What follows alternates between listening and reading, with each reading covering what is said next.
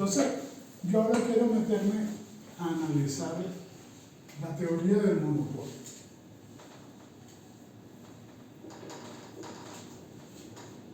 Y recuerden ustedes que en la primera clase yo les dije que todos los mercados en economía partían en primer lugar de la competencia perfecta y el otro caso extremo era el monopolista o el monopolio. ¿Por qué? Porque aquí hay muchos competidores o muchos productores, si ustedes quieren. Mientras que en el monopolio hay un solo productor. Y como es un solo productor, puede definir, tiene poder de fijación de precios. Y estos son los extremos polares del proceso monopólico. Fíjense que esto es totalmente antagónico a esto. Después nosotros vamos a tener unos casos de competencia monopolista. Vamos a tener casos de duopolio. Y luego vamos a tener los oligopolios, donde fíjense ustedes que en la medida que yo me muevo de derecha hacia izquierda, el número de participantes aumenta. Entonces, ¿de qué surge esto? Surge fundamentalmente de que en el monopolio la conducta del productor es más bien de hacedor de precios. Hacedor de precios. Porque como no tiene competencia, él puede fijar el precio del producto que le genera. No hay a quién recurrir. Pongo un ejemplo. Hace muchos años, en La Zulita había una sola bomba. Bueno, todavía hay una sola bomba de gasolina.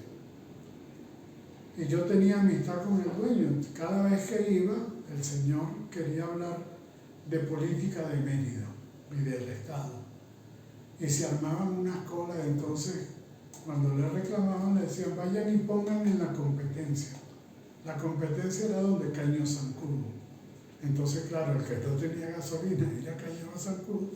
Entonces uno tenía que aceptar ese tipo de conducta. ¿Por qué? Porque él es hacedor de precios.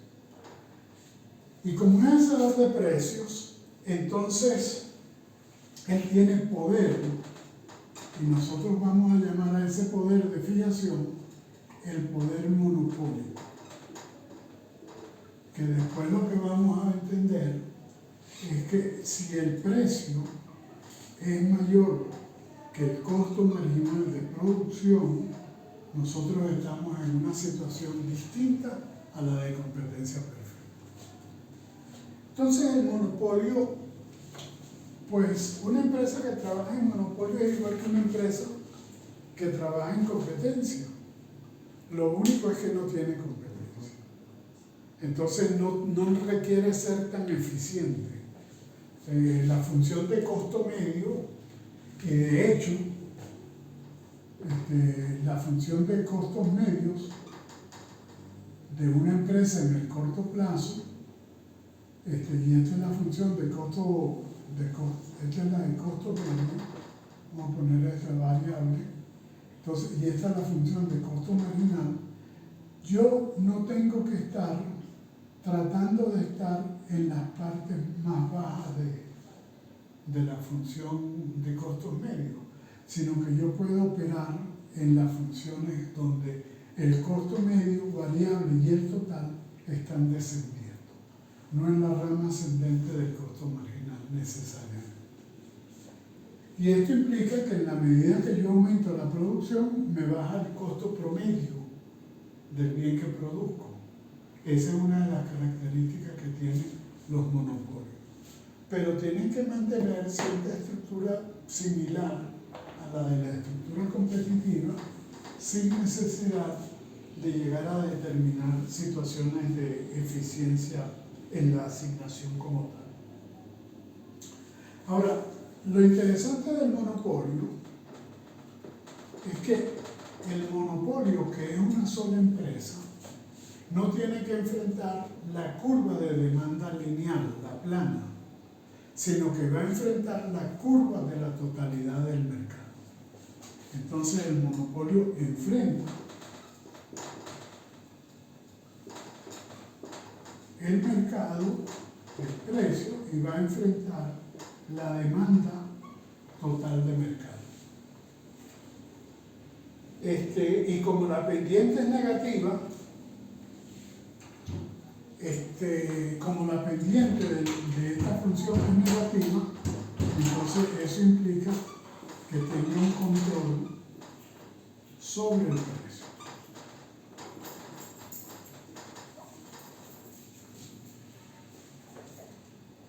Y para entender un poquito más este comportamiento del monopolio,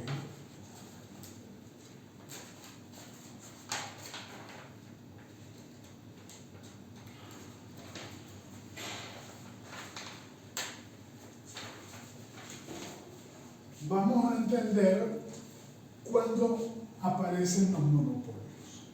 Entonces, las causas, primera es que existan barreras de entrada. Barreras de entrada al mercado. Entonces, por ejemplo, una barrera puede tener causas de orden tecnológico. La tecnología. Si yo desarrollo una tecnología, IBM, por ejemplo, que fue la que comenzó con el negocio de los computadores, cuando IBM comenzó, se producían no computadores personales, sino computadores grandes, que no eran tan grandes a la hora de la verdad. Y entonces, ellos vendían el computador y vendían todos los servicios del computador. ¿Por qué lo hacían? Bueno, porque no había nadie que tuviera la capacidad tecnológica de producir computadores que compitieran con ellos. ¿Está claro? Entonces, allí tiene usted una causa tecnológica, el desarrollo de una tecnología. Es igual de por qué, por ejemplo, los precios de las resonancias magnéticas eran tan altos hace cierto tiempo. Bueno, porque solamente había una, por ejemplo, en Venezuela. Entonces, si había un solo resonador en Venezuela, viniera usted de donde viniera, no tenía competencia porque el costo de la tecnología era demasiado alto. ¿Ok? Después nosotros tenemos decisiones fundamentalmente por la vía de barreras legales. Y entonces aquí tenemos lo que normalmente el Estado regula mediante el otorgamiento de licencias de explotación. Déjenme ponerle un caso en Mérida que yo recuerdo. Mérida había apenas dos emisoras de radio. Estaba Radio Universidad y Radio Los Andes. Y cuando Radio Cumbres quiso entrar en el mercado, pidió permiso, porque tiene que utilizar una licencia.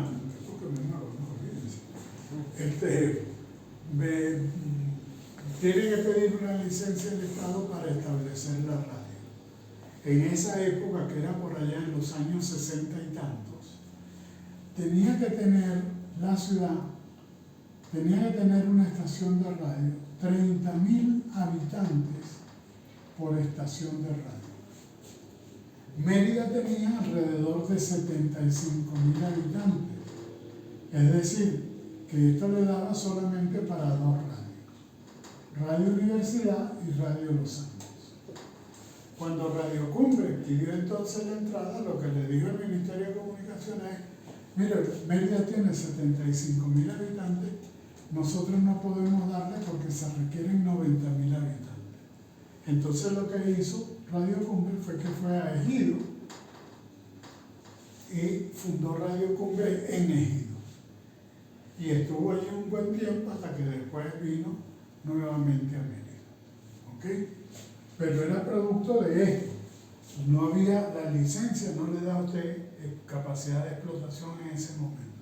Si usted le da licencia a una sola persona, usted está estableciendo un monopolio por la vía legal. ¿Está claro? En ese rango de ciudades. O lo que ocurre, por ejemplo, en los barrios nuestros, donde usted tiene las bodegas de esquina. Una bodega en esta esquina, la gente se pregunta por qué esta bodega vende más caro que en el mercado principal que queda aquí. Ah, bueno, porque es que este señor es monopolista en un rango de espacio. Y fíjense que la próxima bodega que puede aparecer va a ser una bodega que está por aquí, que también es monopolista sobre otro rango. Hay casos muy raros, como uno que ocurrió aquí en Mérida, en la avenida 5 Serpa y la calle 16, que es la que viene de Belén, donde en esta esquina hubo cuatro bodegas en la esquina. Todas las esquinas eran una bodega. Esta era una bodega grande, que era la del señor Martín Briceño, y estas eran otros dos, ya yo no recuerdo los nombres, pero bueno, vivieron. Y la manera de vivir es que ellos se especializaron un poco en el tipo de bienes que surtían. Claro, Martín Briceño surtía alimentos en general y bebidas. Esta se especializó en otros alimentos y en esa época vendía queroseno, que era el que se utilizaba para la cocina. Y estas vendían pues otro tipo de cosas, yo no me acuerdo bien cómo eran las cosas. Pero estos eran unos casos bien particulares. Entonces fíjense que la idea del monopolio también está de alguna manera referida a un área espacial. Yo puedo tener un monopolio en un barrio, puedo tener el monopolio en la ciudad, el gran mundo. Esa tienda funcionó como un monopolio en las confecciones textiles y cosas para mujeres durante muchísimo tiempo, porque no había competencia a ese nivel. Hoy día no, hoy día usted tiene Gran Mundo, Traque, Total, no sé, tiene un... Al igual que el Castillo, antes que no había sido otra tienda de estilo, claro, para caballeros, esa era la única, y así sucesivamente, ¿no? Entonces aquí tiene usted causas de por qué aparecen los monopolios. Ajá, profe, y los estados también, o sea, el estado puede tener monopolios. ¿En Estados Unidos? No, el estado. Ah, el estado, claro, puede tener el petróleo, por ejemplo. PDVSA, Corpoelec. Eso, todos esos son monopolios públicos. Ajá, supongo que si alguna empresa quiere entrar, ellos le colocan una barrera. Le colocan una barrera. Le pueden dar concesiones y le limitan el proceso de producción, ¿no? Por ejemplo, Electricidad de Caracas, inicialmente fue la empresa con la que comenzó la electricidad en Venezuela. Y eso era capital privado. Eso eran los Machado y los Zuluaga. Y bueno, hicieron muchos beneficios. Aquí en Mérida, la luz comenzó con la luz Picón. Más adelante, cuando la ciudad creció y la luz Picón no pudo abastecer a todo el mundo, porque ellos tenían la planta, era por el Albarrega, apareció la luz Parra. Y entonces se armó una gran competencia entre esas dos situaciones.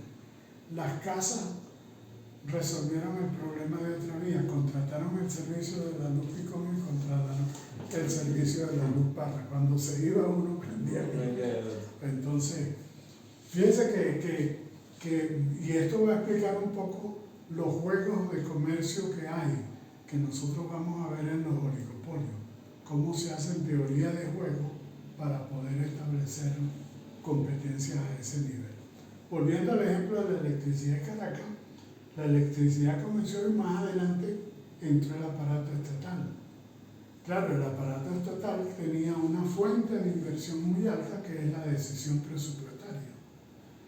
Los Machado Zuluaga para aumentar los Machado Zuluaga era la cosa, tenían que aumentar el capital privado para poder aumentar su proceso de producción. Obvio, en el largo del tiempo, el capital público creció más que el privado y al final expropiaron a la electricidad de Caracas y la asumió el Estado cuando formó CADAFE y Corpoelec y estas cosas. Entonces, estas son básicamente las barreras de entrada. ¿Cómo entonces trabajamos nosotros el problema de la demanda de mercado que nosotros enfrentamos? Entonces, un monopolista, cuando va a producir, también tiene su propio proceso productivo. Yo voy a tratar de maximizar mis beneficios utilizando factor del bien X, y para eso voy a hacer que los ingresos de X menos los costos de producción sean máximos. Y eso implica que el ingreso marginal sea igual al costo marginal y que la pendiente del ingreso marginal sea menor que la pendiente del costo marginal. Eso lo vimos bien claro en todo lo que hemos visto de micro 1, por ejemplo. Pero cuando yo llego al mercado y fíjense que yo aquí podía resolver el problema bien maximizando X igual a F de K y de L, sujeto que la estructura de costos remunera los factores de producción con el precio de alquiler o con la tasa de salario del trabajador, y la solución de equilibrio de esto me da la cantidad que voy a producir y que es la que voy a llevar al mercado y que es la que va a enfrentar la demanda. Pero como yo tengo una sola persona, entonces yo lo que voy a enfrentar la situación es de esta manera. Esto es X, esto es P, y yo voy a enfrentar la demanda de mercado del bien X. Entonces yo voy a decir que la función de demanda, si yo la convierto en la función inversa de demanda, que es como trabajamos en economía, acuérdate que la solución del problema del consumidor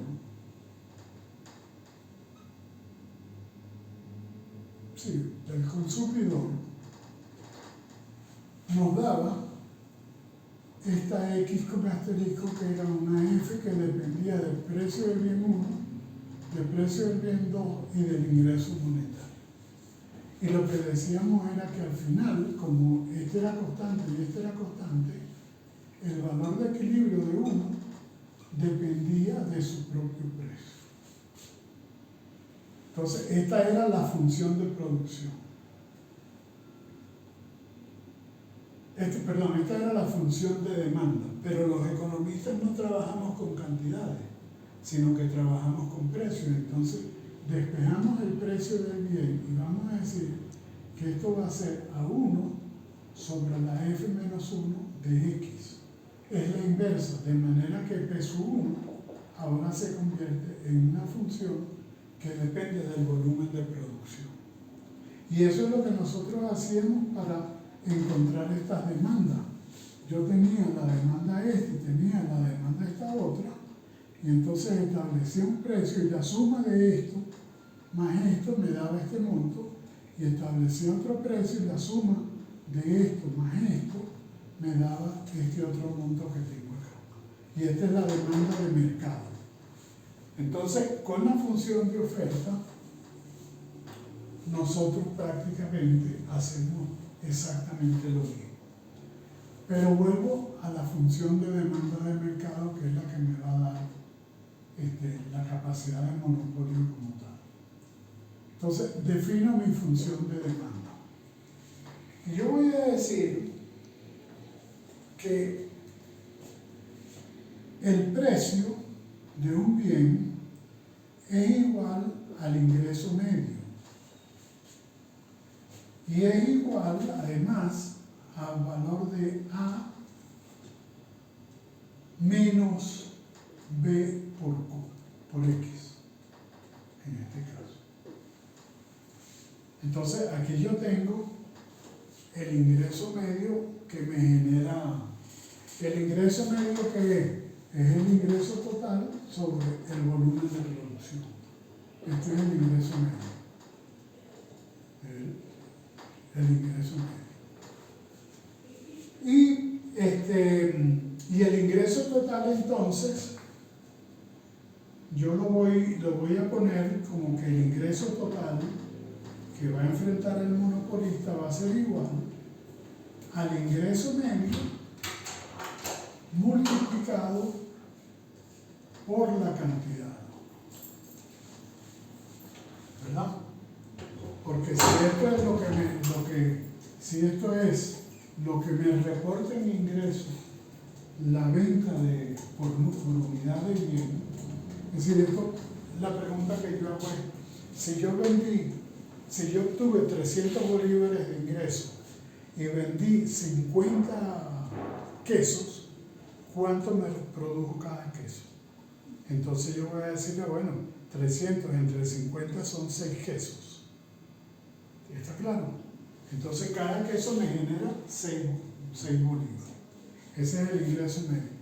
Entonces, si yo multiplico 6 por los 50, obtengo el ingreso total. Y entonces, también esto es igual al precio por la cantidad de X, porque el ingreso medio viene a ser la función de demanda como tal, que es la que me va a generar ese precio. De manera que yo puedo escribir que esto es igual a P, que multiplica a menos BX.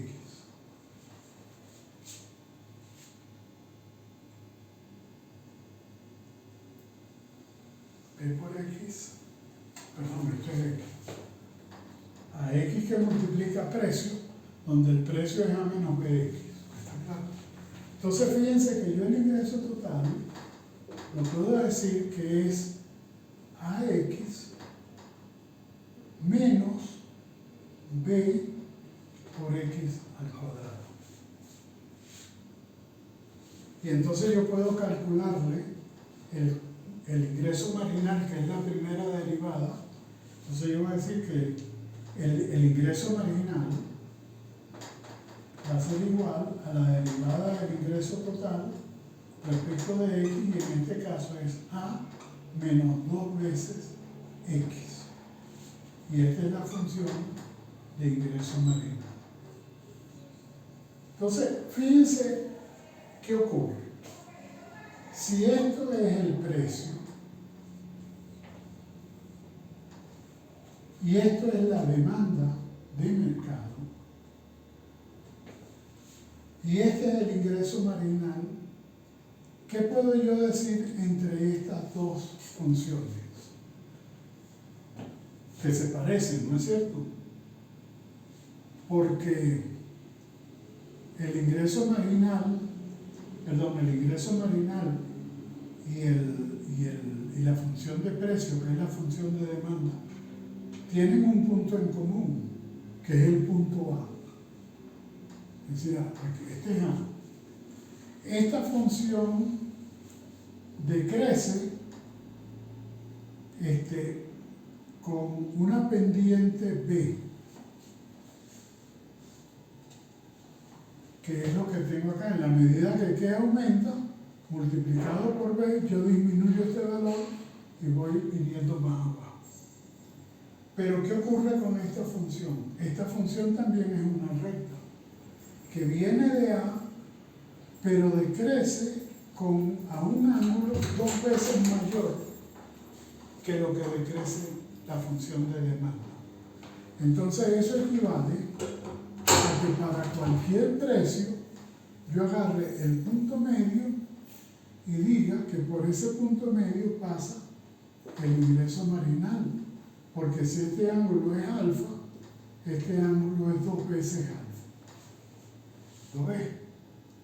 Entonces, la pendiente de esta es 2B. Y entonces nosotros podemos encontrar el ingreso marginal de esa manera. Con la función de demanda se puede encontrar el ingreso marginal. A partir de la función de demanda es que yo encuentro el ingreso marginal. Porque la función de demanda, cada vez que yo compro una unidad más, pago un precio. ¿Ok? Entonces yo ahora monto mi estructura de costos. Como dije yo, la estructura de costos de la empresa en monopolio también tiene una función de costo variable medio, una función de costo medio total y una función de costo marginal. Que te acuerdas que la función de costo es una función cúbica, donde tengo un valor ax al cubo menos bx al cuadrado más c más x, perdón, más o menos, vamos a poner más 10. Esto no depende del volumen de producción y en la medida que yo produzco, más este costo va aumentando. Cuando yo tomo las derivadas del costo para obtener el costo marginal o yo divido por x para obtener los costos medios, variables y totales, resulta que se me convierte en una ecuación de segundo grado que tiene esta forma de una parábola, en forma de 1. Es la inversa de la parábola. Entonces, cuando yo monto, y esto no tiene que ver con la estructura del mercado, es la estructura de funcionamiento de la empresa. Entonces yo vengo y digo, voy a agarrar solamente la del costo medio y la del costo marginal que está aquí, y entonces yo paso aquí. Paso esta para decir que esta función tiene que pasar por el mínimo de la curva de costo medio total. ¿Y O qué si pasa pongo con la esta, curva de perdón, costo si pongo variable? esta como costo variable y pongo esta como costo medio total, pasa por el mínimo, la curva de costo marginal pasa por el mínimo de las dos. Acuérdate que de aquí hacia arriba, la función de costo marginal es la función de oferta en competencia perfecta. Ahora, aquí no tengo yo que estar en este tramo, porque la función de oferta no existe en el monopolio. Lo que existe es un punto de oferta. Y entonces, el monopolio funciona de esta manera. Cuando maximiza los beneficios, aquí maximiza los beneficios, las condiciones de optimización siguen siendo las mismas. ¿Cuál es el candidato? Primero, este punto. ¿Por qué? Porque el ingreso marginal es igual al costo marginal. Entonces el monopolio primero define la cantidad que va a producir de esa manera y se cumple la segunda condición. La pendiente del ingreso marginal es negativa, la pendiente del costo marginal es positiva. ¿Por qué? Porque yo la pendiente esta la mido por acá, por el ángulo positivo. Lo trabajo en el cuadrante de trigonometría, en el primer cuadrante. Miro las pendientes. La pendiente del ingreso marginal la mido por acá. ¿Ok? Entonces, cumplo con la segunda condición. Es decir, que este valor de XM, de monopolio, es un punto de optimización para el productor. Y entonces, ¿qué precio va a cobrar? Entonces él cobra este precio. Él dice, bueno, si yo primero determino el punto de equilibrio como monopolista, yo ahora vengo y veo cuál es el precio que la función de demanda de los consumidores me dice a mí que están dispuestos los consumidores a pagar. Entonces yo defino que este es el precio del monopolio. Y entonces obtengo, este va a ser el gasto que tienen que realizar los consumidores a fin de adquirir esta cantidad de bien. ¿Sí? Ajá. Entonces, aquí es donde está el problema con los monopolios. Fíjense lo siguiente. El precio de equilibrio en competencia perfecta me daría que es aquí. Porque la función de demanda es la función de ingreso marginal y es la función de ingreso medio del competidor. Entonces, el precio de equilibrio de competencia perfecta es esta y se vendería esta cantidad de competencia perfecta. Si estuviera compitiendo con otras empresas. Si hubiera competencia perfecta. Pero cuando estamos en el monopolio, resulta que esto de aquí hacia adelante no es trascendente. ¿Por qué? Porque no hay nadie que lo ofrezca. El productor solamente puede ofrecer este punto. Y en caso que el productor decidiera producir menos, tiene que aumentar el precio. O sea, los consumidores están dispuestos a pagar. Bueno, no lo va a hacer, lo pudiera hacer, pero ya sería una actitud demasiado avara. Y eso va en contra de lo que te voy a decir ahorita. Lo que quiero que veas es esto. En competencia perfecta, cuando nosotros dijimos que evaluábamos la eficiencia del mercado en términos de los excedentes que quedaban, el excedente del consumidor era, este punto es precio de competencia perfecta A. Es decir, todo este segmento, por arriba de esta línea azul, es beneficio para el consumidor dado que existe un mercado. Porque esto es el gasto que yo no realizo como consecuencia que hay un mercado. Si no hubiera mercado, yo tendría que gastar todo esto, todo lo que está aquí. Y esta parte vendría a retribuir al productor y esta parte es un gasto de exceso que yo tendría que hacer para poder consumir el bien. Pero como hay mercado, yo ahora no lo tengo que hacer y es lo que yo voy a utilizar para comprar otros bienes que necesito. Pero cuando este bien, en vez de ser provisto con competencia perfecta, es provisto con un monopolio, yo solamente puedo comprar este monto. Quiere decir que todo este segmento, que era parte de mi excedente, Ahora tengo que gastarlo en comprar ese. lo pierdo, lo tengo que gastar para comprar esta cantidad de bien. Y pierdo también este monto. Déjame pintarlo en verde. Y voy a perder este monto. Es decir, ahí tienes tú la pérdida del consumidor. La parte azul, que se la transfiero a los productores, y la parte verde, que la pierdo irremediablemente.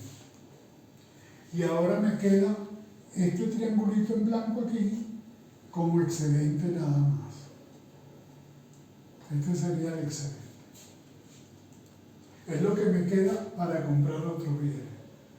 Quiere decir que con un monopolio yo estoy peor que si la economía funcionara en competencia perfecta. ¿Qué le pasa a los productores? Vamos a ver.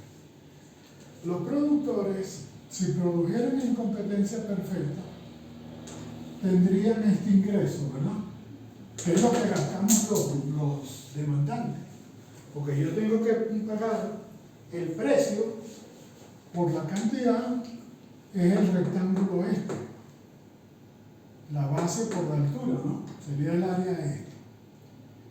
Y yo dije que el área del monopolista correspondía,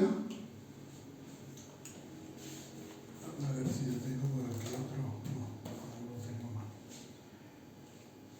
Toda esta área que está por arriba de la función de costo marginal, que es la función donde estaría la oferta, toda esta área, vamos a pintarlo, a hacerlo así en rojo. Todo esto sería el área del monopolio, del productor de competencia perfecta.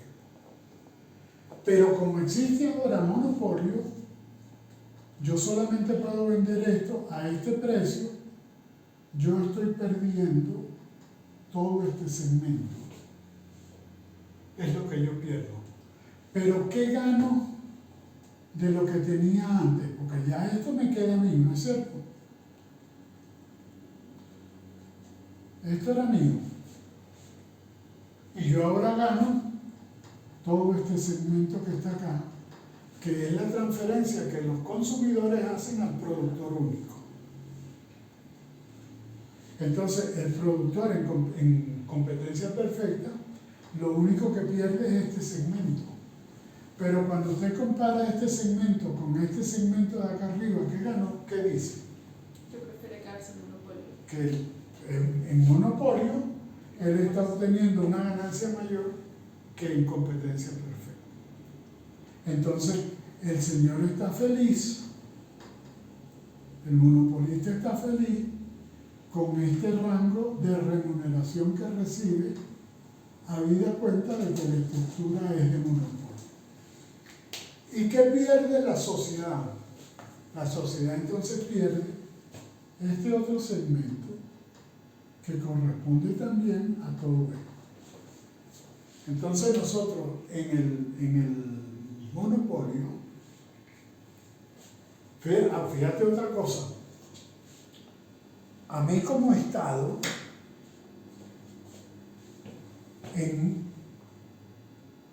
no me importa que esta parte se la ganen los productores o se la ganen los consumidores, porque esos son habitantes de mi país.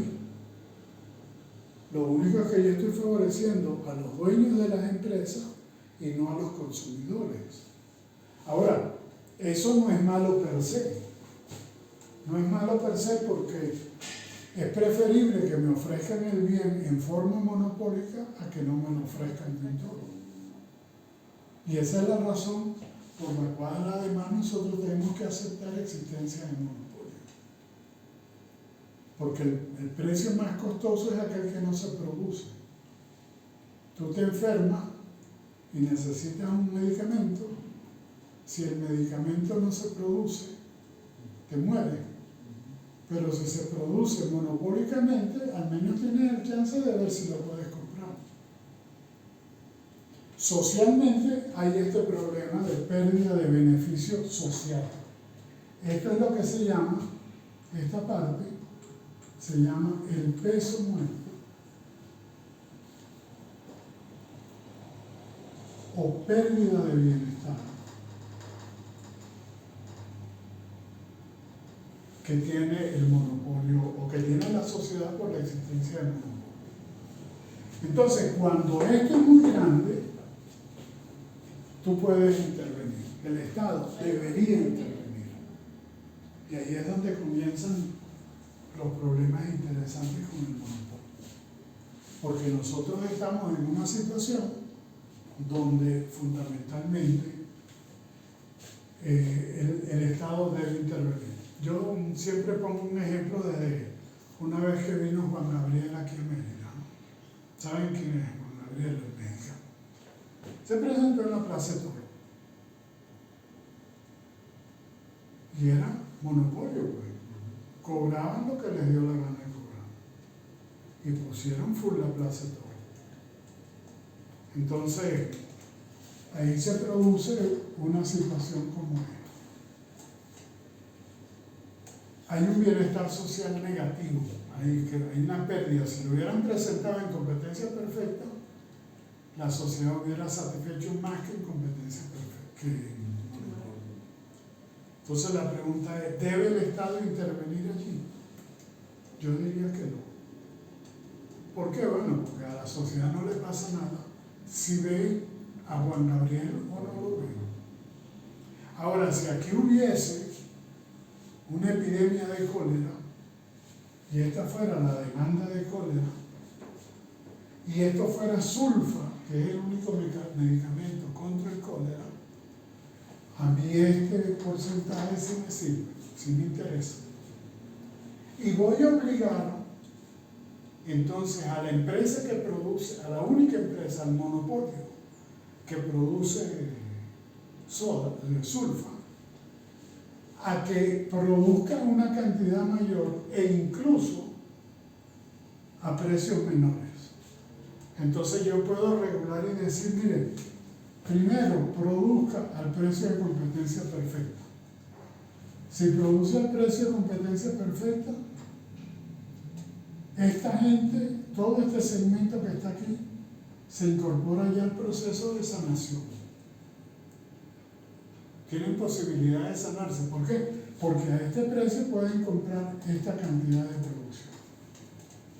Si todavía la epidemia es muy fuerte, yo puedo decir, cobren, voy a poner esto que está aquí, que eso es lo que llamamos precio full, que es donde tú cubres todos los costos totales. No tienes pérdida en la empresa. Entonces tú produces ahora a este precio e incorporas este monto muy pequeño, pero en términos sociales es importante. Y puedes incluso llegar a decirle, mire, usted va a cobrar este punto, donde la empresa no tiene beneficios, está perdiendo solamente los costos fijos, pero cubre los costos de producir sulfo. Y si la cosa se pone muy brava, usted le dice, mire, venga y cobre por debajo de su estructura de costos a pérdida. Claro, yo tendría que negociar con la empresa cuando ocurra este tipo de política, ¿qué compensación le voy a dar? Porque, es decir, eso no es gratuito. El producir más involucra estructuras de costos mayores que van en contra de los beneficios de él. Entonces, yo tengo que comparar la magnitud del beneficio social versus el costo de la política. Entonces, cuando yo me comprometo a fijarles precios por debajo del precio óptimo del monopolio, yo tengo que compensar ese precio. Y entonces yo le puedo decir a ellos, por ejemplo, mire, produzca por debajo de su estructura de costos. Y yo les garantizo que ustedes son monopolistas para los próximos 10 años. Si fíjense ustedes qué hubiera pasado si en medio del COVID hubiera llegado Bayer y le dice a... Bayer era la empresa que hizo la vacuna. Sí, Bayer, claro. Mi hijo vive como a 3 cuadras de donde producen, de la inmensa fábrica de Bayer ahí. Yo le tendría que decir a Bayer, oye, párenme esta cosa con la vacuna, mándenme tantos millones de vacunas para yo colocar a toda la población y les doy el monopolio de producir la vacuna contra el COVID por los próximos 10 años. Esas son negociaciones, eso es el monopolio no es intrínsecamente malo. El monopolio tiene sus bondades y tiene sus perjuicios. El único perjuicio es pero depende en qué momento lo ocurre y cómo lo valora la sociedad. Porque si ocurre en un término de un concierto de Juan Gabriel o de una corrida de toros, porque ahorita vienen las corridas de toros en la feria. Ya me dijeron los carteles y todo. Eso es un espectáculo monopólico. Los únicos que ofrecen toros en Mérida ese día en la feria a esa hora es Correalza, no, ahora se llama de otra manera. No me acuerdo cómo fue que me dijo esta persona, uno de los dueños de la empresa. Y fíjense que ese es un monopolio que además vamos a ver en una clase más adelante que es un discriminador de precios. Que todavía, cuando usted discrimina precios, este monopolio, cuando ve esta parte que está aquí que dice, concha, eso es excedente a los consumidores, los tipos son tan agalludos, los dueños del monopolio, que pueden, cuando miran eso, dicen, concha, ¿quién capturara ese ese ingreso que tienen los consumidores ahí. Y entonces es lo que hace la corrida de toros, ¿no? La corrida de toros no es trascendente, tiene esta estructura, pero sin embargo todavía los consumidores tienen un monto de beneficio ahí. ¿Qué haré yo para apropiarme de ese beneficio que todavía queda ahí? Colocar ventas dentro de la plaza de toros podría ser. No, discriminar el precio de la corrida. Entonces usted agarra y dice, esto es el circo y esta es la arena. Entonces lo primero que usted hace es que usted divide sol y sombra y cobra dos precios distintos, ¿no? Y después comienza, yo cobro primera fila, segunda fila, hasta la séptima fila. Y estos son precios distintos. Es más, si usted está en primera fila y está en séptima fila, son precios diferentes. ¿Ok? ¿Qué otra cosa tiene esa corrida de toros? Sombra, tendidos, y luego los tendidos esos tendidos de sombra, y abajo tiene palcos también, y tiene fila. ¿Cuántos precios hay? Pues muchísimos.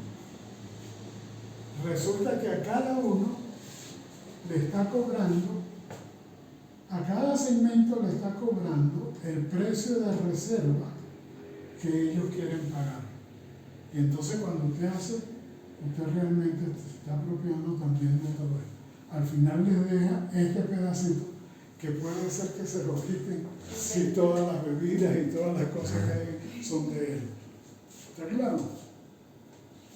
Entonces, bueno, fíjate todo lo importante que nosotros tenemos aquí.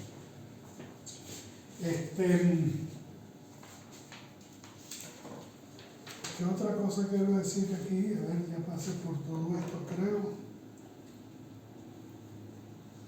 Sí, beneficio de corto plazo.